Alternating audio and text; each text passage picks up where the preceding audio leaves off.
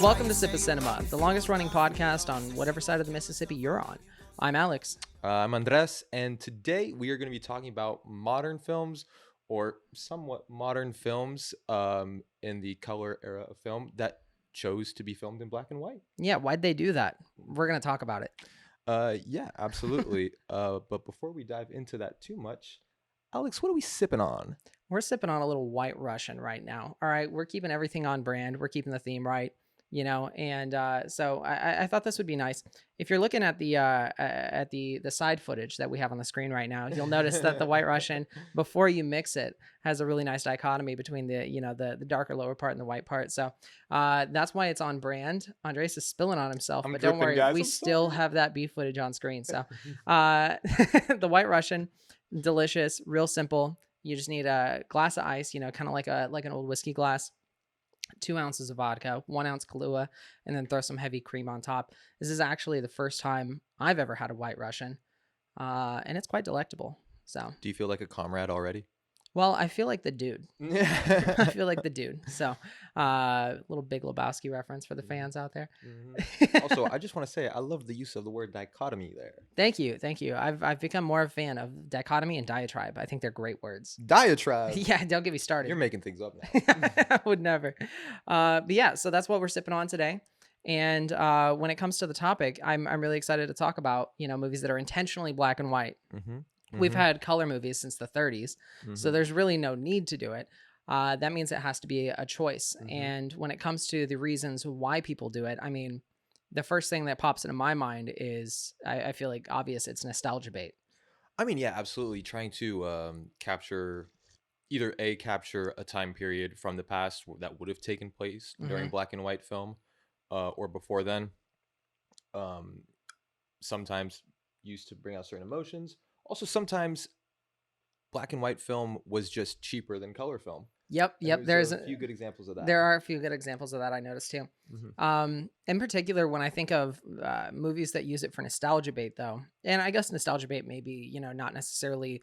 It may come across like a harsh term. I don't necessarily mean it that way. The bait part. Yeah, I guess just to invoke nostalgia. For instance, I think that I recently watched Mank on Netflix, and I thought that this did it pretty well. There were certain scenes in there. So for those that don't know, Mank is basically the story of the making of Citizen Kane. And there were certain things in there that, well, I thought it was interesting to have obvious kind of like odes to Citizen Kane in a movie about the making of Citizen Kane. It felt a little meta, but I totally rolled with it. Like there was one scene where you have all the producers or whatever writers and stuff like that sitting in one room, and you have that classic black and white kind of like men are in an office. They got the sleeves rolled up. 12 Angry Men energy. 12 Angry Men energy. It's exactly what I thought when they had the blinds, because you have that kind of like strip of light going across everybody's eyes. Certain people obviously intentionally maybe don't have light on their eyes, which I thought was interesting too. But you just have little odes to kind of like classic movies. And that's the nostalgia to me. You want to hear a fun fact? I do. Gary Oldman's character in that, Mankiewicz, his grandson, Ben Mankiewicz, is the host of the TV channel Turner Classic Movies. Really? Yeah. I did not know that. Well, there you go. That's super fun. Yeah, absolutely. For me, I've always felt this way. I know a lot of people differ on this, but something about movies that are about movies or making movies or just, I love movies, feels so self-indulgent. Yeah, well, it definitely is. I just, like, for example, last year, Babylon. We don't want to talk about I got a lot Babylon. of strong opinions about that thing, man. Yeah. But Mank definitely falls under that. One gripe I have with the way they shot it, and, David Fincher likes his things how he likes his things. Yeah. Don't we all? He loves shooting on red. Red Ranger is what he used for his camera on Mank, a digital camera.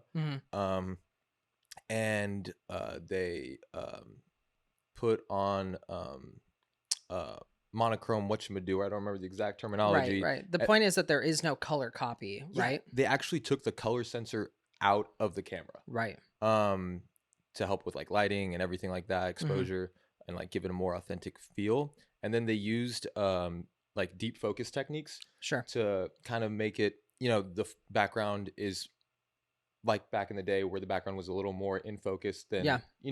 depth of field wasn't as shallow usually. Um, to make it feel like an older film, they made it softer, kind of a velvet vibe with the look of it.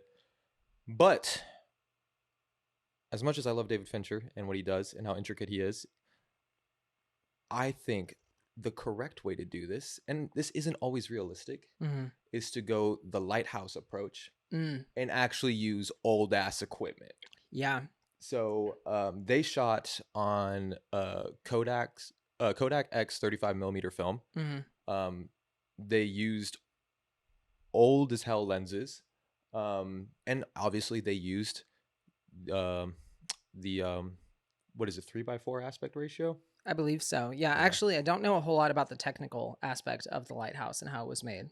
Yeah, so I don't remember what camera they used exactly. They might have used a more modern camera. I can't tell you off the top of my head. I Hmm. know a lot of the lenses they used were like 100 years old. Wow. Well, that Yeah. makes sense. I mean, you're trying to capture the feeling of I believe it's set in like roughly the 1890s. Hmm. And I feel like the lighthouse did that really well. What I really respected about the lighthouse from the perspective of like why make this black and white in the first place is that it had very much, and the same can be said about movies like Eraserhead, for example, Hmm. the feeling of kind of a classic horror movie where there's they bring that out not only in the fact that it's black and white, but also kind of shooting certain scenes where there's just like loud noises and you're focusing on people and things. There's certain nonsensical kind of delve into madness aspect of it. Hmm. And I feel like that was sort of a trope that I noticed, especially when we were doing our episode for like pre-code horror, Hmm. uh, where just the way that horror was emphasized, or horror aspects, because it's not like The Lighthouse really I consider to be a horror movie, but the way you introduce that kind of feeling of unease Hmm. harked back to kind of those movies that were produced in like the 30s and 40s. Yeah, I definitely think you could put The Lighthouse in the category of Lovecraftian horror. Hmm. Oh, that's a good, Um, yeah, that's a good point. Also with Eraserhead, I feel like it's easier to say it feels like it has that classic vibe because that movie is almost 50 years old. Yeah, well, So, yeah, that's fair. That's fair. but I 100% get what you mean. Um, and I don't know, with The Lighthouse specifically, it feels like this needed to be filmed in black and white. Hmm. A lot of the films we're going to talk about today, you could argue like, well, it could have been done in color and Hmm. still would have been fine. The Lighthouse, it had to be in black and white. Sure, It sure. elevated it so much. And I don't know. I agree wholeheartedly. I agree wholeheartedly. And with that, let's go ahead and talk a little bit about the difference between a black and white movie versus a color movie. Yeah. Just inherently, like the way that you have to shoot it. For example, when you're shooting for black and white, not only do you have to light things differently, but the things get emphasized differently. Hmm. So for instance, when you don't have the distraction of color, they kind of create that gradient Hmm. between bright and dark. Um, Texture shows up a lot better, Hmm. and that not only is a huge thing for Eraserhead. I felt, yeah, you Yeah, can dude. you're focusing almost entirely on textures that are just absolutely disgusting. Especially on that baby, dude. Gut Oh my wrenching. god. Yeah, or what is it, like the little rotisserie chicken or whatever that's just like oozing. That like comes to life. Or Yeah, yeah, just whatever. absolutely insane. So you're focusing on high contrast and a lot of texture, and that Hmm. really brings out what you're trying to do. I also feel like with black and white, you get a little bit more of that human aspect, or you Hmm. feel emotion more clearly when you're not distracted by color. Yeah. I feel like when you shoot in color, a good example of this is In the Mood for Love, like with specifically when they use the color red to Hmm. emphasize things and to, bring the mood of the film, pardon Right. my pun, together. Black and white can do that as well, Hmm. but in the opposite sense.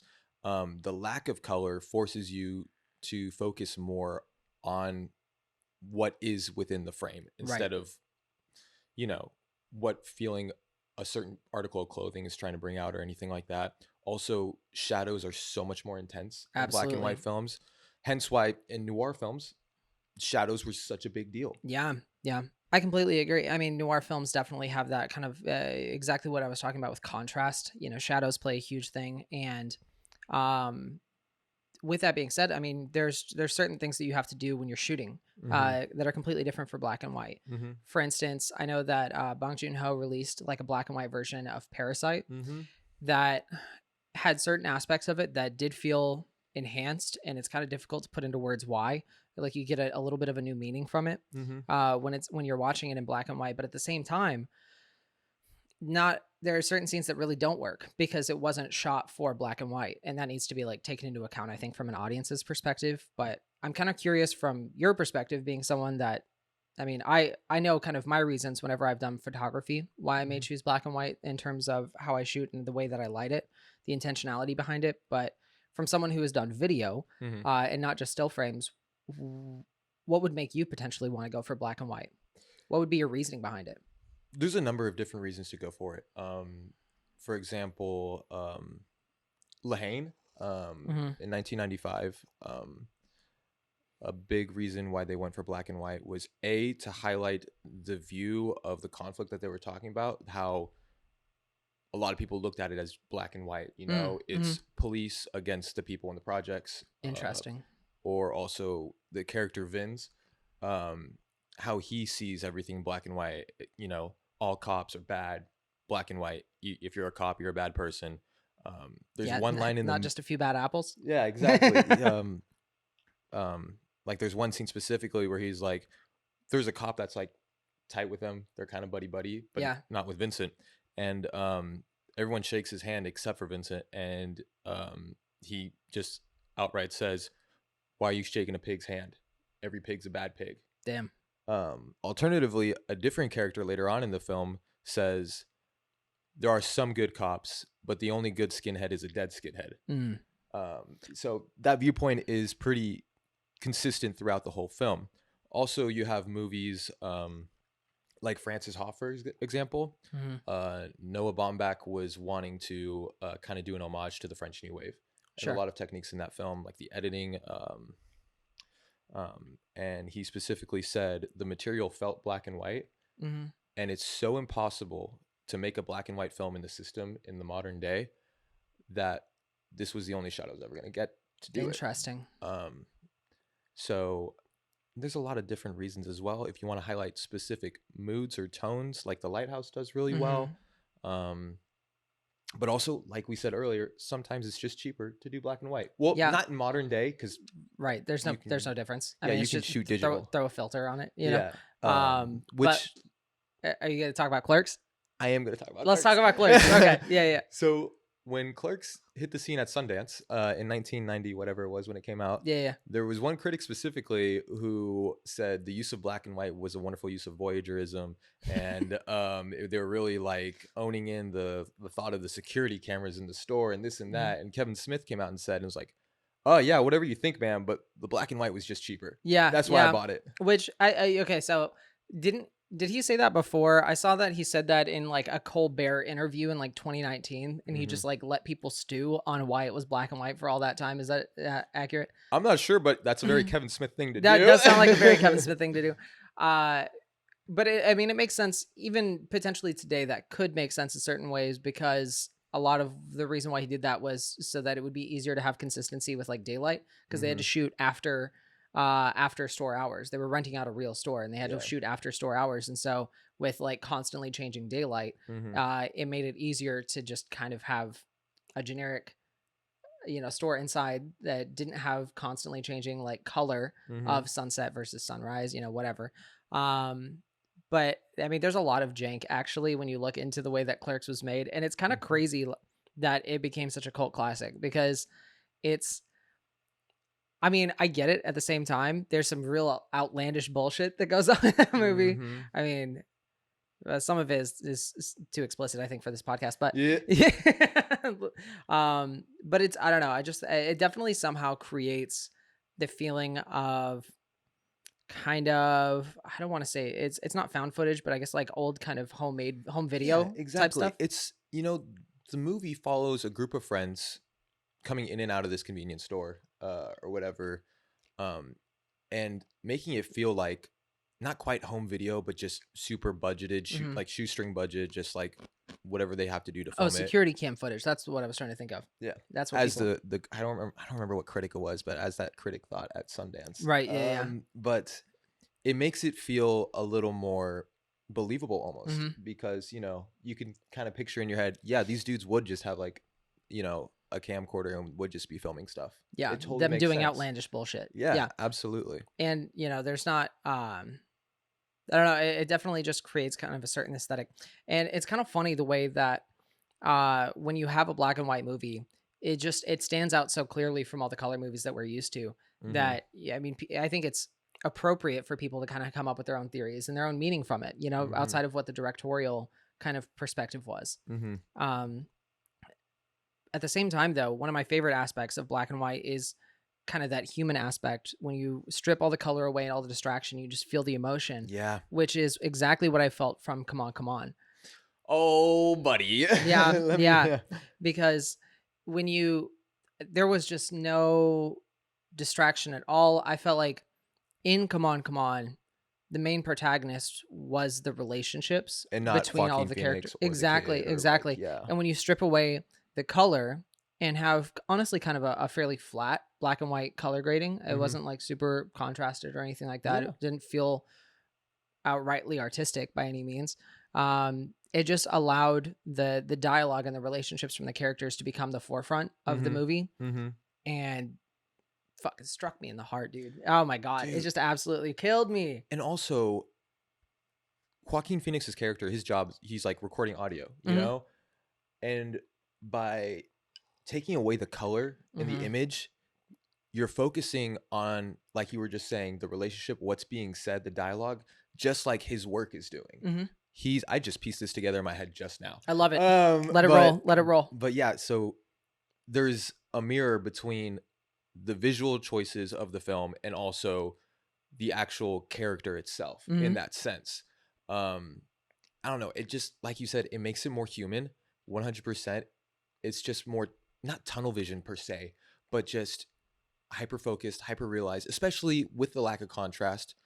It's not washed out or anything like that, but like there's kind of a sharpness to it hmm that you see the image, but the image is not the forefront of what you're needing. Yeah, absolutely. And the way that black and white highlights texture, I feel Mhm. like allows you to kind of you see more clearly the emotion on people's faces, and I feel like that obviously comes across with the main characters, but especially with the interviews that they have of all the kids throughout that movie, Mm-hmm. and you see them talk about when Joaquin Phoenix is going up to these kids, kind of interviewing them for the show, asking whether they feel hope for the future, what they see for their future, whether they think the future will be better or worse than life is today now, and what their main concerns are, and how consistently they talk about things like climate change and just like we're killing the earth, and I don't feel that hopeful. Mhm. You can see in the kids' eyes a little bit of, I don't know whether, I'm sure those kids were also actors, so props to them, but you can see a little bit of like hope on their face, but sadness in their eyes. And you can, I feel like, sense that a lot better in black and white because you kind of strip away a little bit of when it's not as obvious and in your face, you kind of lose some of the preconceived notions about maybe race or background or anything else you may feel about a person, and you really just kind of see their eyes. Yeah. No eye color either, I mean, maybe that's me looking too far into it, but I No, felt that way. There's no such thing as looking too far into it. I'm 90% certain on this, but I might be completely off the mark. I think those kids were not actors. They genuinely interviewed them. I kind of it came across that way, Mhm. and so even if they were actors, like again, props to them. Like Mhm. holy shit. Yeah. And the main kid was also a crazy good actor, even if Dude. he was kind of an annoying shit at certain points. He's the same kid. Have you seen Marriage Story? Mm. He's the same kid from Marriage Story.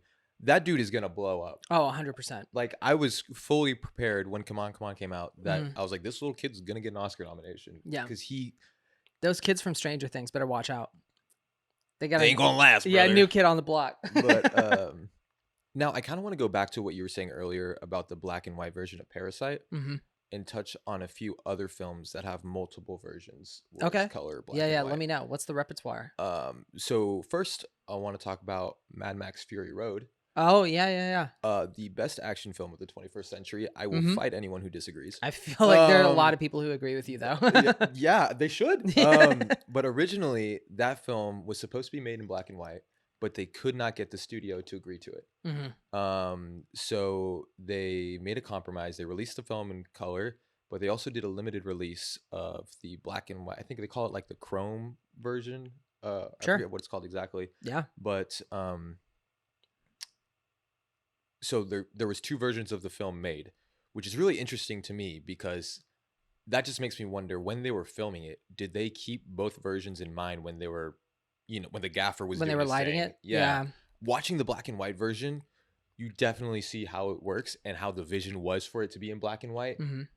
But also the color version is so intense with a lot of the colors, the Yeah. lighting, everything like that, that it works both ways very well. They probably were intentional about that then, because Yeah. I mean, they had everything planned. If they wanted to release it in black and white originally, then they Hmm. had everything planned for that. And, so Hmm. I'm sure they didn't have to do a ton to change up so that it would work for both, because you can do both. You Hmm. can, Yeah, absolutely. I just don't know when the studio told them no. Hmm. But also another film that has a black and white version is Shin Godzilla. I can't go an episode without talking about He's Godzilla. gonna talk about Godzilla every But time, guys. I have not seen that version. I'm sure it works wonderfully because out of all the Godzilla films, that one really channels in on like the disparity in human emotion of the destruction that's occurring. Hmm. Um, Damn, preach. yeah. Shit. Um, there's one scene specifically where I really wonder how they pull it off. Um, you were there when we all watched it as roommates a few years ago, right? Yeah, I was. The scene where he like wrecks the city and he's shooting all the purple beams out of him and Yeah, stuff yeah, like. yeah. I wonder what that looks like in black and white, because I feel like the color really, especially when you look at the flames and the explosions throughout the city, that one shot of him Hmm. where it's just wall of flames behind him. I feel like the color really elevates that, but I haven't seen that in the black and white print, so maybe it does work, but I don't know. No, I agree, because here's the thing. Actually, certain colors just come across differently in black and white. Hmm. And you can color grade all you want to change things up, but if you want to be simple about it, then there are just certain colors that come off as certain grades, shades of gray. And Hmm. so you may, if you're shooting explicitly for black and white, you may shoot things completely lit, with completely different, gels and colors than you would if you were not shooting for black and white. Hmm. And so that makes me think that, I don't know, like a purple beam is purple's kind of dark. Even if it's a light purple, Hmm. it's going to come across darker and probably just not as intense. Yeah, absolutely. Speaking of things that wouldn't work in black and white, let's talk about Justice League. Yeah. Oh, the infamous Zack Snyder. Let's get Hmm. into it. Yeah. Yeah. Unnecessary. Hmm. Completely unnecessary. I understand where he was coming from and what his vision was and everything like that. But Jesus Christ. Yeah, no. See, like, here's the thing. I think with action movies, it is harder to do black Hmm. and white, in my opinion. Hmm. You just talked about Mad Max. It's a great example of doing it right. But I mean, superhero movies don't need to be black and white. And quite frankly, making your movie black and white does not inherently just add more meaning and like Mm-mm. make it a deeper movie, right? Mm-mm. This is still a pretty, in my opinion, subpar superhero movie. Hmm. So making it black and white just makes it also still way too long and not stimulating enough. Like, I am not just I am all for going and watching a destruction movie or a superhero movie just because Hmm. you want to see cool VFX, you want to Yeah, see cool absolutely. explosions. There's nothing wrong with It's a that. spectacle. Yeah, absolutely. There's nothing wrong with that. It doesn't inherently make it a bad movie, but you can't just make it black and white and then think that's better. Like, I just don't think it works here. Hmm. Yeah, I think they're trying to highlight emotion that they were trying to portray that just was not present. It wasn't portrayed in the first place. Exactly. So, So that's where they ran into trouble. Mhm. That movie is not as deep as you think, Zack Snyder. No, and what is the Zack Snyder cut? What is that, like 4 hours? Oh, I didn't watch it. I refused. Yeah. I barely got through the 2-hour version. Snyder heads, I really respect your dedication, but I'm terrified of you. Yeah, You that's are fair. as powerful as Swifties. They So really are. yeah, Just but not as numerous. now, are there any other examples where you think black and white doesn't work or wasn't necessary? Like the film could have been just fine Mhm. or better in color? I think black and white works best whenever you're specifically trying to portray emotion, a lot of emotion, or you're trying to portray a certain style that emits back to like harks back to the past, right? Mm-hmm. I don't think that it works great when you have a ton of action and you're not prepared for what that looks like in black and white. Yeah. You lose a lot of intensity, so you have to plan for that. Mm-hmm. And I don't know. With Clerks, I think black and white worked well for sort of like a comedy. In general, though, I don't think that genre inherently lends itself to black and white very easily. Yeah. But I mean, what are some examples that you have? Because clearly, I just went on a lot about nothing. So I have one that I very specifically want to talk about that I Yeah. think I might get some flack for. Okay. But since I despise the existence of the man that is Woody Allen, I will say Manhattan. Okay. Number one, if you are a pedophile who's going to marry your own adopted daughter, don't make a movie about dating a high schooler. Fucking So shit, dude. yeah, don't do that. You're not wrong. Also, I find Woody Allen's films for the most part to be very self-indulgent, very he only knows how to write protagonists as who he wishes he was as a person. Yeah. Every protagonist he's ever written is what he wants to be. Mm-hmm. Hence why he shouldn't have made a movie about dating a high schooler, because Yeah. that's what he wanted the whole time. But also I just find his writing to be pretentious in general. And a lot of people already have the stipulation that if a movie is in black and white, oh, it's so pretentious. Oh, art house, pretentious film. You're trying to be Yeah. different, black and white. And Manhattan is one of the only films where I get that feeling. Mm-hmm. Because your dialogue is pretentious. Your characters are pretentious. The whole idea of your film is pretentious and disgusting. And now you're putting this on top of it. You suck. Go off, King. Go off. I hate that movie. All right, fair enough. I hate that movie. Now I do kind of want to dive. I skipped it. I do kind of want to dive into some statistics real fast. Sure. Yeah, lay it on me. I love numbers. Yeah, you know, I'm a numbers I know guy. you do. I thought it was my turn to do some numbers. Yeah, lay it on me. Lay it on me. So, since we were just talking about, like, we've covered times where it worked in black and white and times where it didn't work in black and white. Mm-hmm. Another thing I want to address is back in 1968, where the Academy combined the best cinematography category into just one thing instead of having separate ones for black and white cinematography and color interesting. cinematography. Okay, yeah. So since that occurred in 1968, there has only been 16 films nominated for best cinematography in black and white. Wow. And only 3 of them have won. Those being most recently Mank. Mm-hmm. Before that, Roma. And Roma fucking deserves it, dude. I actually have a lot I want to say about Roma. Yeah, let's okay. But yeah. And then also Schindler's List. Only 3 to have won it. Granted, Cold War was also nominated the same year that Roma won it. So 2 head to head. Yeah. I don't know how the hell Raging Bull didn't win it.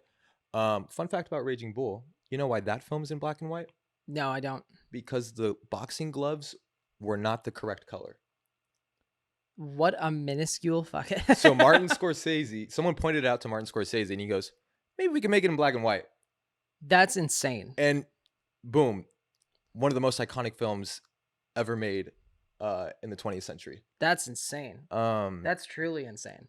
But to go back to Roma, now the first time I watched Roma was on a flight around when it came out. Right. When I watch a movie on a plane, I can't fully focus. I have very severe ADHD, y'all. Awareness. I'm medicated now. I was not at the time. Right.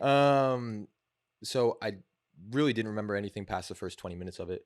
There is very gentle, soft cinematography that works well with a lot of the tone in that film. But something that really I think is very ugly about that movie. And after we watched it, Mariah and I had a very deep conversation about how much of a problem this is. So shout out Mariah for really highlighting this. Queen alert. Is how unnecessary a lot of the content in that film is. There's a lot of discussion lately since the release of Blonde the Marilyn Monroe film, Yeah. about films specifically made by men that are considered, for lack of a better term, people have been calling it trauma porn, Oh yeah. where it's just a female character just being dragged through the worst suffering imaginable, Mhm. and then a man putting the art stamp on it and saying, "Look, I made this." Yeah. Am I Uh, am I crazy for relating that to like the onslaught of slavery films yeah, that we got in like the 2000s and in 2010s? you could I definitely put mean, it in that just like category. why was any movie that was a black movie was a slavery movie? Like Hmm. there's other stories to be told, Hmm. different characters to play different roles. Like you don't. There's more to it than that, and Hmm. there's more to the female experience than being dragged around by men. Yeah, certain people are allowed to tell certain stories. Hmm. Certain people should not be allowed to tell certain stories. Yeah. Um, I don't think Alfonso Cuarón, as much as I love a lot of his work, I don't think he should have been able to tell the story of a woman going through so much suffering, to put an uninterrupted shot of a stillborn baby Yeah. dragged out of her womb, put like on a whatchamacallit, put down to like try to attempt to Resuscitate. resuscitate, There we go. and just to watch all of that, and then the doctors come to her and say, "Sorry, your baby didn't have a heartbeat." All one uninterrupted shot, seeing every detail of it, of a woman that's already gone through so much suffering in that Mhm. film, is disgusting. Yeah. So yes, it's a beautifully shot film. So many people love that movie. I don't think that should have been handled in that way. I will say I'm glad that it was in black and white. Yeah. You know. And even more so, I will say this about Blonde: to take someone like Marilyn Monroe, who cannot defend herself or Mhm. her story, take a fictionalized version of her life, not explicitly say that this is not a biopic, this is just based off of a book, of like, what if this was what Marilyn Monroe went Yeah. through? The audience doesn't inherently know that. No, absolutely not. And for it to just be 3 hours or 2.5 hours or however long that movie is, it's Mhm. excessively long, and just put her through suffering constantly, constantly, constantly, and just slapping black and white on it and saying it's art. That's disgusting. Damn, dude. Yeah, no, I mean, pop off. 100%.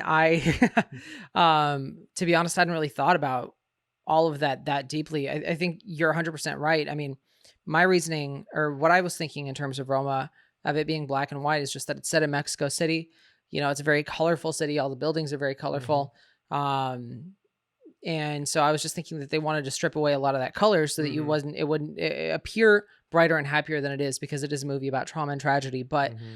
I think that you're 100% right. I mean, if you're gonna, there's no need, in my opinion, for a movie to just be downtrodden throughout. You Yeah.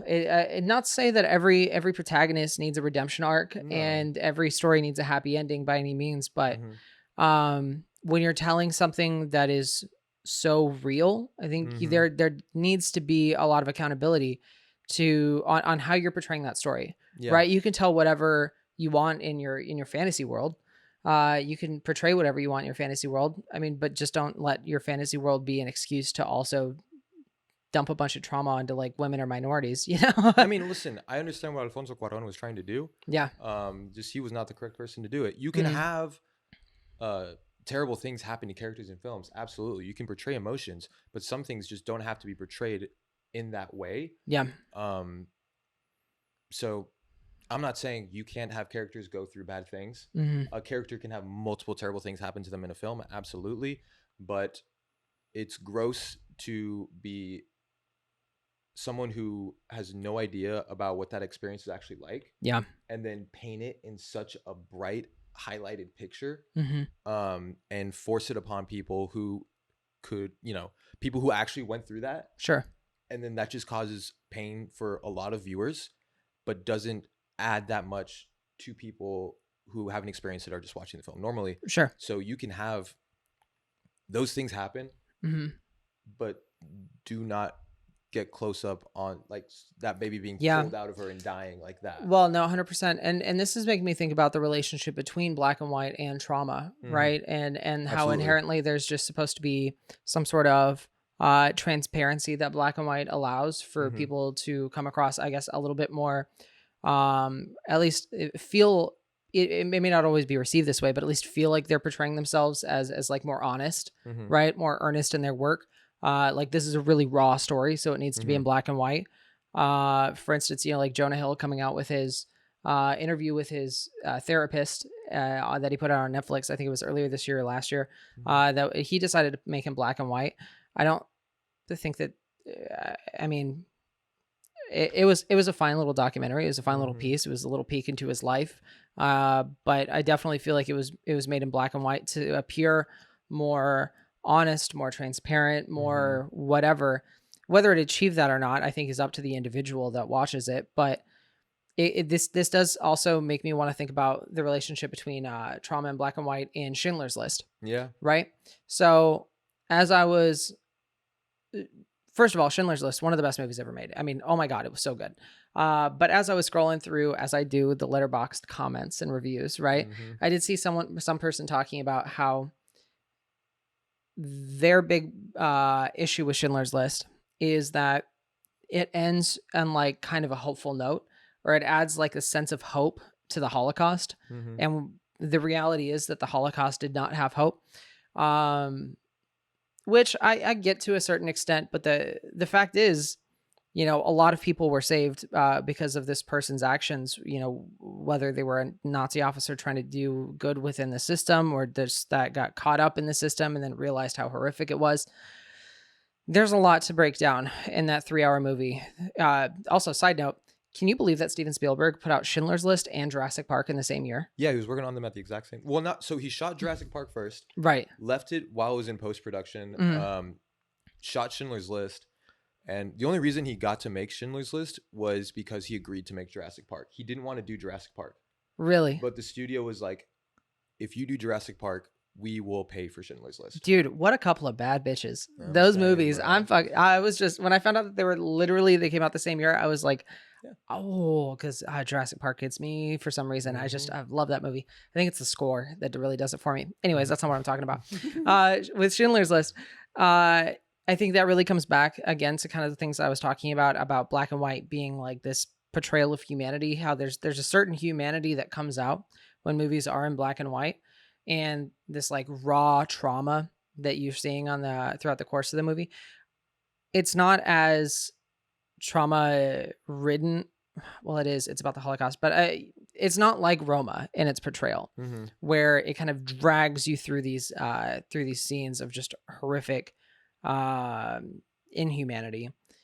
But it does give a very flat portrayal of, I guess, the horrors that were going on throughout the Mhm. Holocaust. Yeah. And what I mean by that is that when people are dying throughout the course of the Holocaust in Schindler's List, you're not given a whole lot of time to think about it or to Mhm. sit on it. It's kind of almost from the Germans' perspective, where a Jew's life or a Romanian's life, or someone who is like an amputee or something like that, their life is expendable. So they die, we move on. Mhm. And I think the way that it is shot in Schindler's List is actually very respectful, because while it does kind of take that approach in the way that it was done, and I'm not being very articulate with this, and I'm very sorry. Well, yeah, the message is coming across though. Yeah. It hits harder for the audience. Yeah. So, it's not like Spielberg is intentionally trying to move on from the horrors. It's just the lackadaisical kind of lack of thinking about the value of a human life Mhm. hits the audience harder.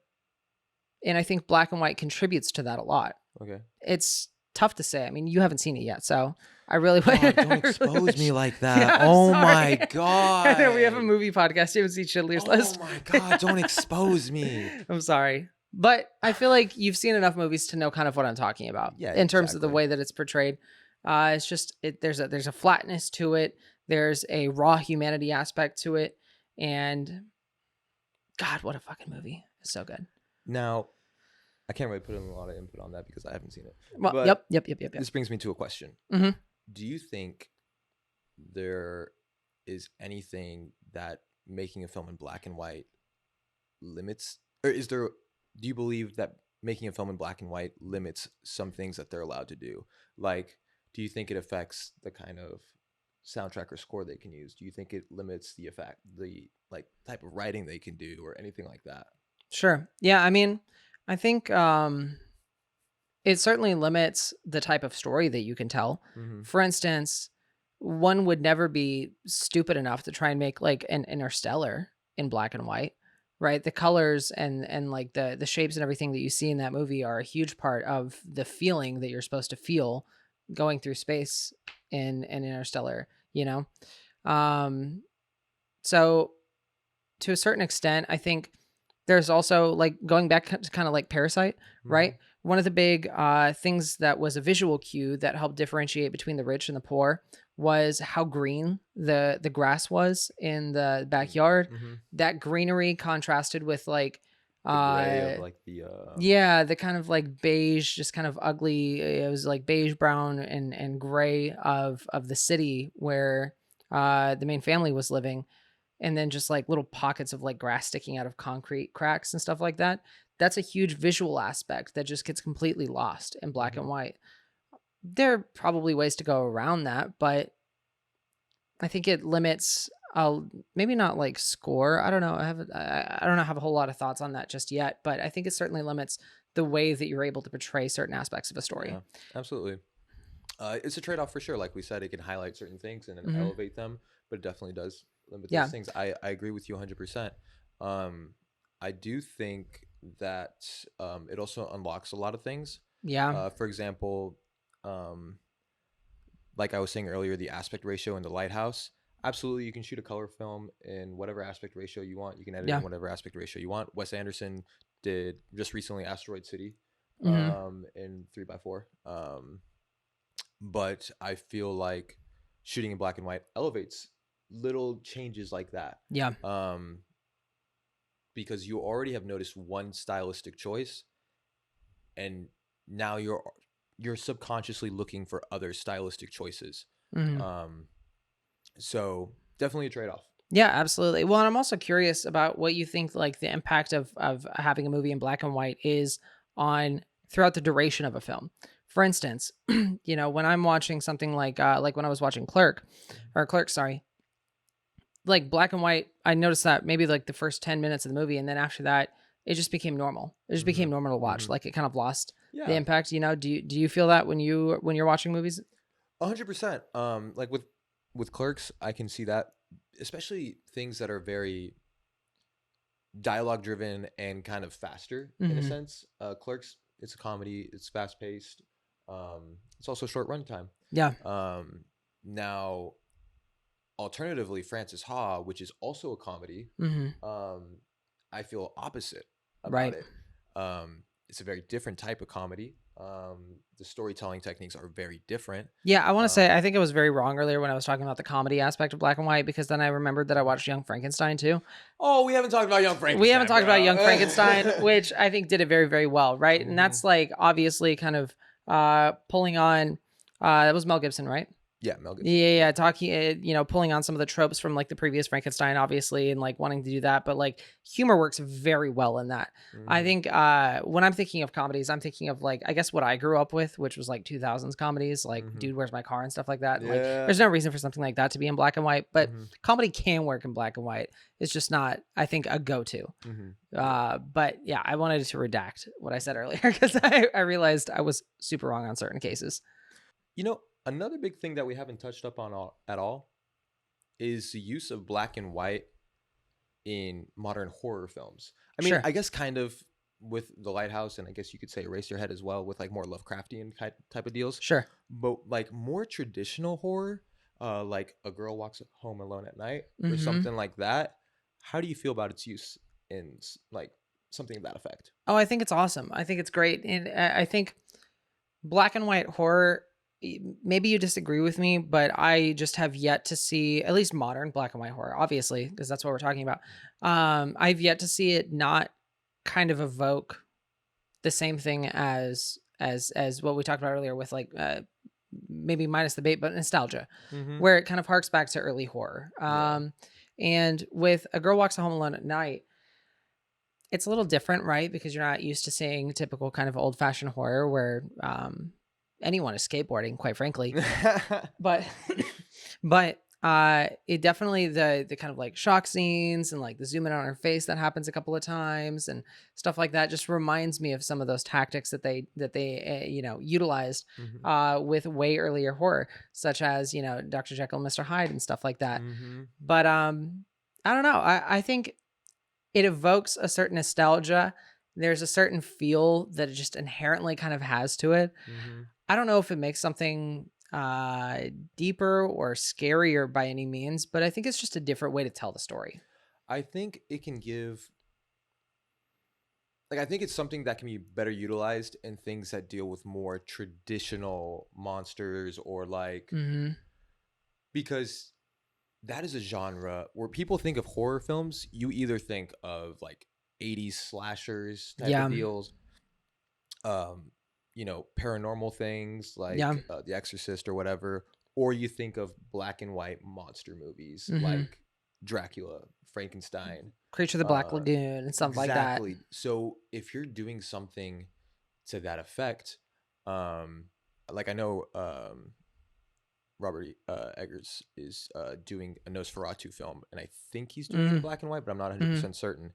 Um, but I think something like that can take advantage of being shot in black and white so much more because you already associate it with that in your brain, Right. and just by it can just teleport you to a different mindset altogether Totally, in that totally. And like sense. that's just an entire thing with black and white inherently. Like your audience, if they know that your movie is in black and white, they're gonna come with certain like preconceived notions, Mhm. you know, kind of like associations with other movies that they've seen in black and white.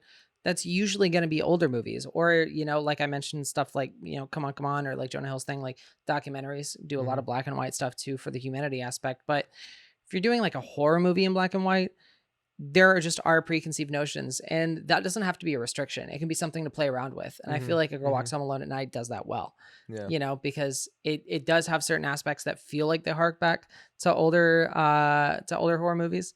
It's a But vampire certainly movie. Yeah. it is a vampire movie, but it certainly plays around with it a lot Mhm. too, you know? And I I, I think it has a lot of fun Mhm. with what it's doing and what it's paying a little bit of homage to, you And know? it gives it personality. A lot of personality. Black and white doesn't always give a film personality. Sure, it like gives it different features and everything like that, different approaches, and portrays messages differently.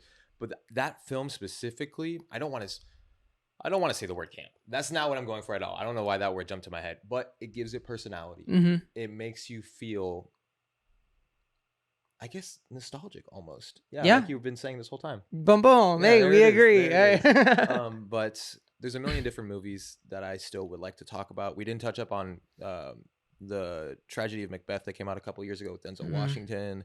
Um, Sure. I mean, there's a ton like out there's there. a I mean, billion. Yeah. there, you know, it's I think maybe like toward as we're starting to wrap this up, what I would like to talk about is that I think black and white holds a very intentional place Hmm. in modern cinema. I think that there are a lot of reasons for it to work. I think there are Hmm. a lot of reasons why maybe it won't work. And I think in general, as long as you have real intention Hmm. behind your movie being black and white, and Hmm. you know why, if you have a good reason behind making something black and white, as opposed to like we talked about with the Zack Snyder cut, like it just can also be black and white. Like that's not a good enough reason.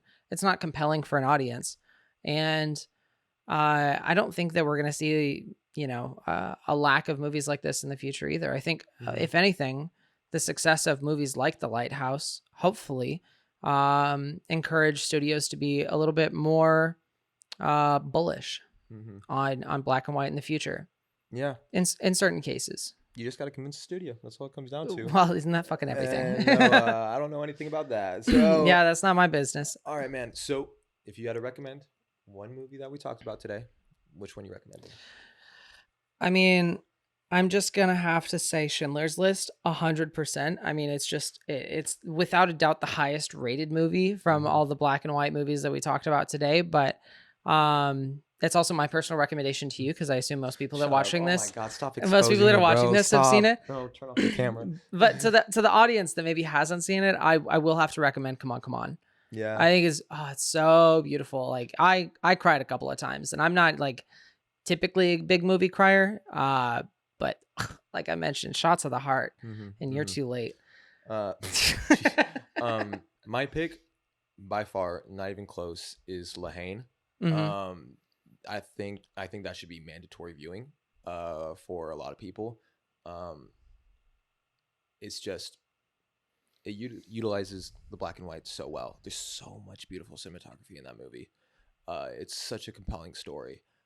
It's such an important story, and just also I love French cinema. Sure. I've become the monster I vowed to destroy. Film bro, French cinema. God, yes, bro. Oh my God. That's Anyway, okay. That's okay. But listen, I love Jean-Luc Godard. I don't know what to tell you, bro. What are you gonna say about it? But yeah, that's my pick, Lahane. Beautiful, beautiful. If there were any movies that we missed that you think we need to check out, feel free to let us know. We'd love to check out what you got going on, or what your opinions are on some of the movies that we talked about.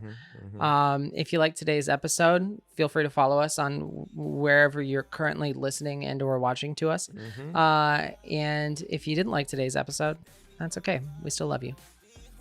Not as much as last time, though, when we said that. Right. No, it's starting to get to our nerves. It's gonna get a little bit less every time. But with that being said, cheers. Cheers.